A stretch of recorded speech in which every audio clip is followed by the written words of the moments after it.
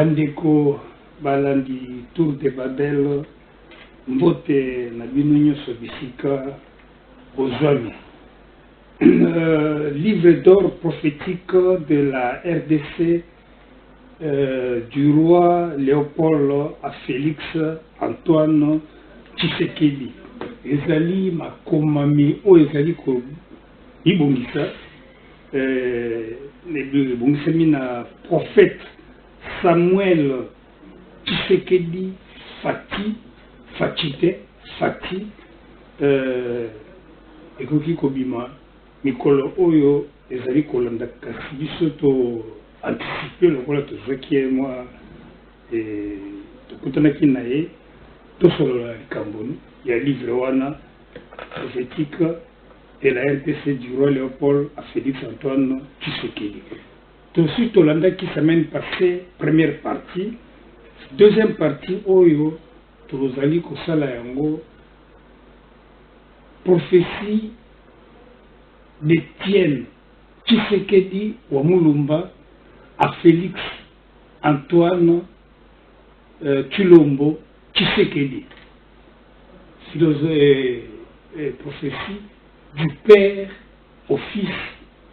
Tokotala yango eleki ndenge nini toyambi bongo prophète Samuel Tshisekedi Fati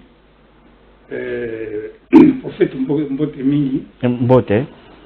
Nazali ko rappeler que auteur il y a livre où ezali ko bongisama ayali licencié en droit et étudiant en licence spéciale en relations internationales na UPN. Azali pe homme de médias, c'est un ancien de BRTV et ancien collaborateur, il y a directeur de programme, il y a BRTV. Azali pe membre de la commission Tolérance Zéro pilotée par le professeur Bambi.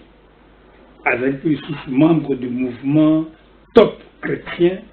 Azali piloté na pasteur Eric Célérien, c'est un français, et membre du groupe de l'intercession mondiale piloté par le pasteur Guillaume Donjou, Yipé Azali français.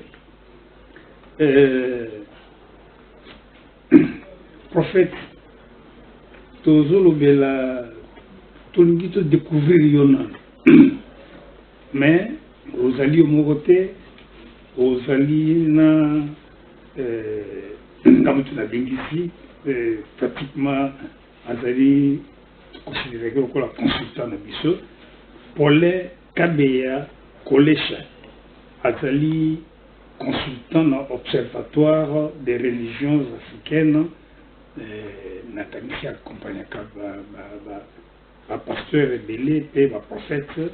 Au niveau d'Afrique, beaucoup plus les écrits sur les prophéties.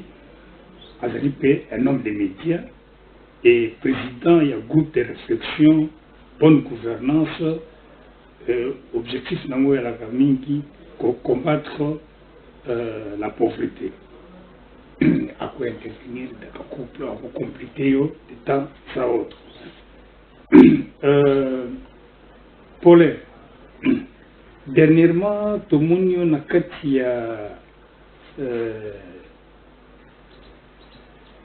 étude la doctrine, tout vous avez développé doctrine du Tshisekedisme. De quel Tshisekedisme s'agit, de quelle doctrine? Tshisekedi le père ou Tshisekedi le fils? Moi, je découvert le dos, moi, je découvert il y a Tour de Babel.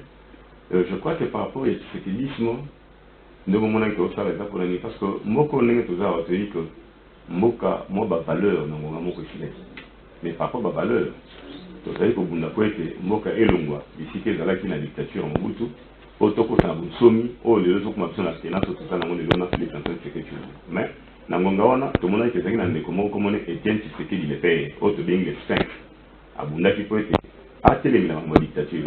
Mais en fait, quand on est ici, il pas pas comprendre que mon tamutu face à bon somi, parce que bon somi est seigneur là tamutu.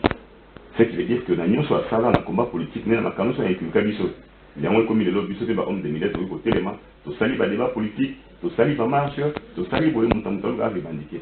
Or Tshisekedi c'est une école Tshisekedi ezali credo nde on a besoin que école wana et l'autre animal Tshisekedi va valeur la pesa et permettre mutu à comprendre le vrai combat Tshisekedi parce que quand à comprendre le combat il faut permettre à se réapproprier mon chemin donc Tshisekedi le faire ayaki comme école ayaki comme credo nde on a monité et c'est mieux que biso ka ba congolais que se réapproprier il est Tshisekedi. Or ba Tshisekedi c'est notre lobby et ezali bato pour ba ko la credo Tshisekedi mais ba Tshisekedi là partout bazana UDPS bazana PPRD bazana Lamuka bazana société civile bazali partout ndeti no monaki makamone ça makesana ki na bokama ya mona mboka maître Sibon to mona parce que il y a monaki et sengeli idéologie Tshisekedi et animé bato mais pour la première on faut une certaine communication parce que ba ndenge ni obeta masolo Tshisekedi mais on a Tshisekedi te na ki maître Tshisekedi solo tokobeta pe masolo ya ba père nyonso fondateur de l'indépendance parce que le lot totali histoire ba père fondateur de l'indépendance ezali biaisé ko banana la kimbangu ba kimpandi tabalumumba ba munjelo de del kabila ba mobutu kutu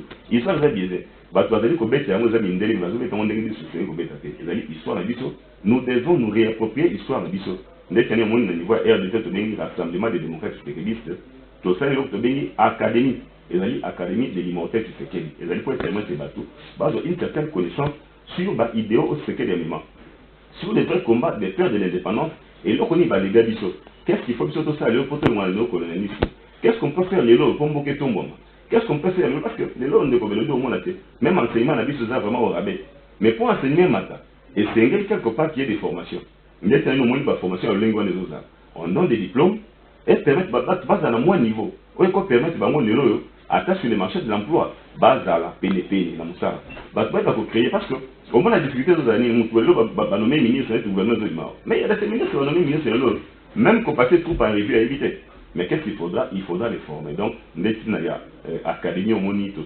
ça qui au moni banga balanda qui habite en Afrique et ça pour permettre base à la niveau donc cette initiative de l'académie et monter Tshisekedi on a eu un mettre sur le moto voilà Tshisekedisme kabilisme mobutisme isme nyonso ekangami na kombo ya bato apôtre ezali culte de personnalité et christianisme à l'encontre du christianisme.